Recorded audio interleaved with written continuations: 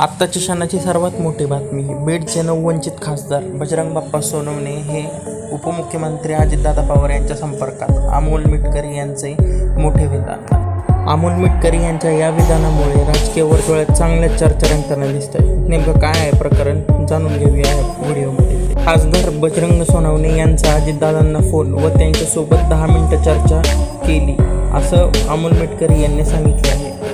दादा मला संकटातून वाचवा असंही बजरंग सोनवणे म्हणले असे मिटकरींनी विधान केले आहे. आता शरद पवार यांच्या राष्ट्रवादीतही फूट पाडणार आहे अशी चर्चा राजकीय वर्तुळात रंगतीये. यात एका पत्रकार परिषदेत मिटकरी हेही म्हणले की ये तो सिर्फ ट्रेलर आहे, पिक्चर अभी बाकी, आगे आगे देखो होता है क्या. चॅनलवर नवीन असाल तर व्हिडिओला लाईक आणि चॅनलला सबस्क्राईब करायला विसरू नका.